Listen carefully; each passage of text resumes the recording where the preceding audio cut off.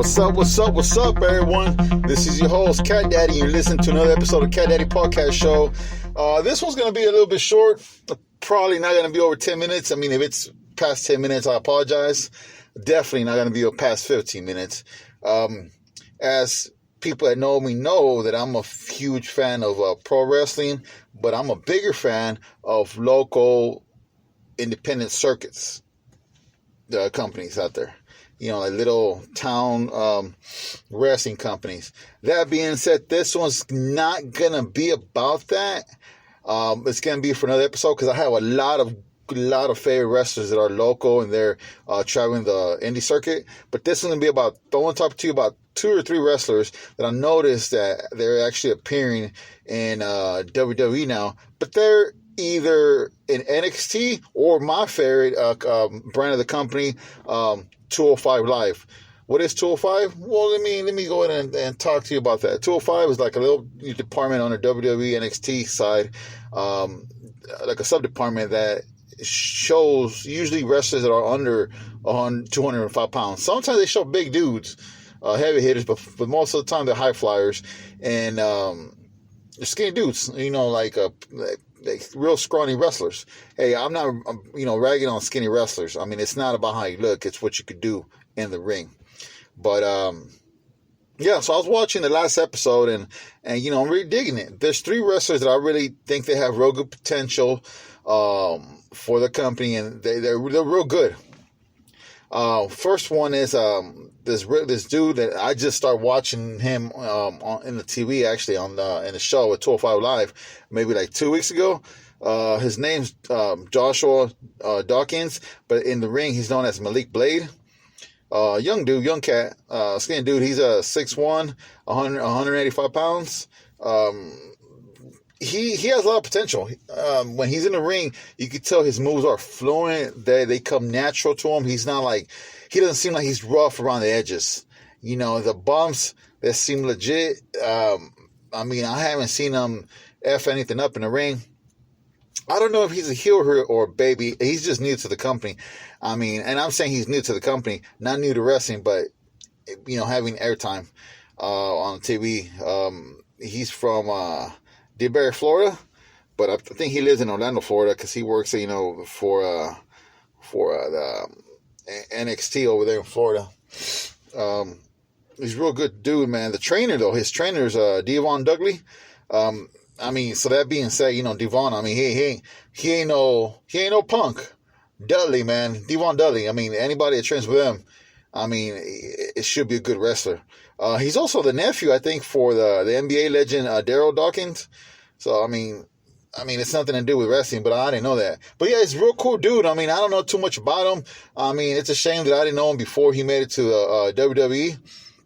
I mean, like I said, there's a lot of good companies out there, a lot of good wrestlers out there that have potential, and they haven't made it big yet. Hey, but sometimes you don't need to make it big, and that's okay. You can stay in the indie circuit, like I said, there's a lot of wrestlers, but I'm not talking about that today.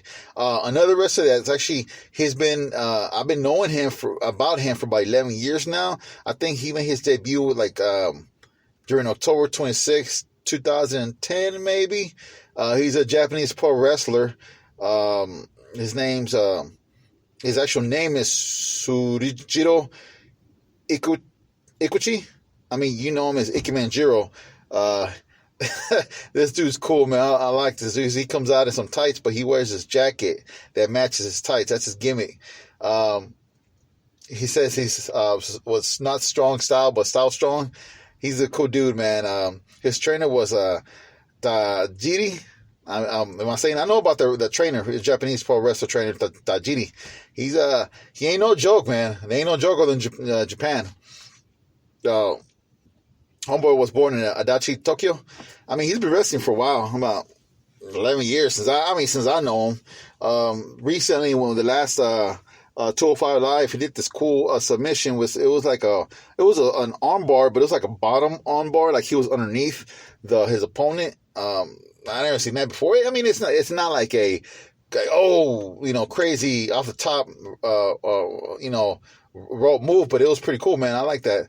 He did his signature move, which is pretty cool, man. It's I don't like signature moves, kind of like it's just like a punch or a kick, and you're down. Kind of like Shawn Michaels used to do, the sweet shitty music, just a kick to the face, or definitely the crappy signature move that Roman Reigns does, the spear or the flying arm, whatever it's called. It's not even an uppercut or a clothesline. It's just, they're lame.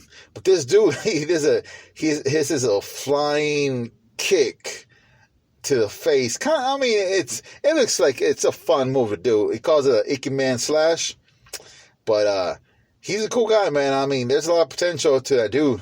I ain't knocking him down, man. My hats off to the Japanese wrestlers that come down here to the States, or they go to Mexico and wrestle. I don't think they get the credit or the airtime they deserve. And anybody that wrestles and gets trained in Japan first and comes over here, they got a lot of potential. They got a lot of moves under their belt. They got a lot of experience, because trainers over there, they don't play around. It's to them, it's not wrestling entertainment. It's wrestling. And if you want to get hurt, if they'll put you, they'll get you to where you want to be in a pain threshold. They ain't play around, man. But a real cool dude, man. I like him. He's a baby. He's a baby face right now. I don't think there's any way he's going to be a heel. There's no way, man. He's too lovable. Okay. So the final wrestler that I seen, it's in 205 Live, and she was at Raw and NXT before. So and I've been seeing her around. I've been following her around from like 2010, maybe not following her around, but I know about her. It's about 2010. Her birth name is Adrienne Reese. She's going, her wrestling name right now is Amber Moon. When I found out about her, she was Athena. But she was born August 31st, 1988. She's 5'1", 120 pounds. She was born in Garland, Texas. Hometown over here, Texas, man. Houston, Texas, not too far from Garden. Her trainer, man, my homeboy, Booker T, he lives right around the corner. And the other trainer was Skandar Akbar. I've been knowing her and when she was in Shimmer Women's Athletes back in 2001 to 2011, I think. And then from there, I kind of lost track of her, but she came back out in NXT back in 2015 through 18. And then she went to Raw from 18 and 19.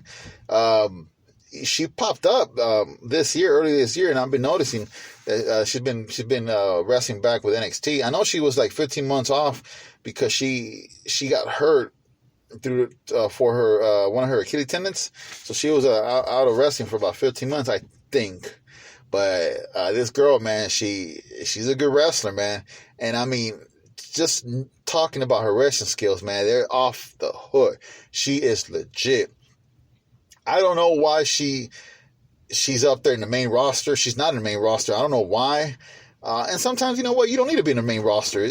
People get hurt, or they think because you're in the main roster, you're like a good wrestler. No, that's not necessarily it. Look at Roman Reigns. I'm sorry. You think I'm ragging on Roman Reigns. I just don't think he's a good wrestler at all. But you don't have to be in the main roster, but just give her more airtime. Amber Moon, she does this cool freaking finisher move. It's this Eclipse finisher move, stunner, which is like she gets on top ropes and flies and twists and gets you like a stunner. It's really cool, man. It's not nothing like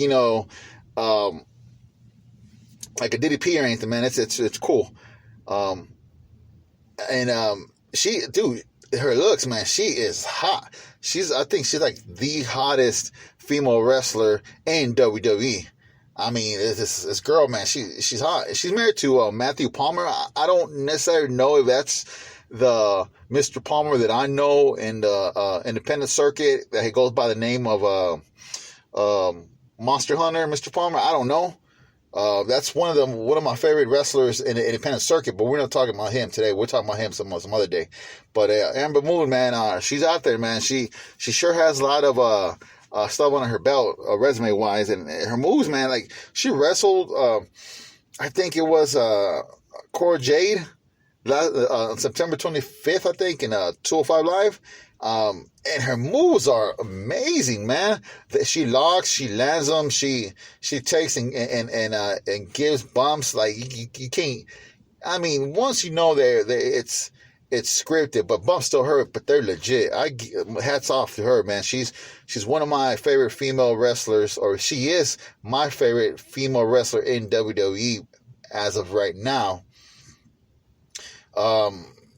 She's as good as my other favorite wrestler, which is Asuka, but we're not talking about her right now. Asuka's up there. She's a 10 out of 10, just like Ember Moon. They're both tied for my favorites female wrestlers right now. But Ember Moon, Dallas, Texas, baby. She's right around the corner. She's a native, man. I'm Houston, Texas. So listen, Ember Moon. I love you. I'm a big fan. Keep up the good work. And as of Blade Malik and Akim Manjiro, man, love you guys, man. Y'all guys have a lot of potential, man. Keep doing what y'all doing. But yeah, man. So like I said, about to hit the 11 minutes mark. So thank you for listening in, you guys. I know my episode kind of rough, but around the edges, but thank you for putting up with me. Until next time, have a good night. Later.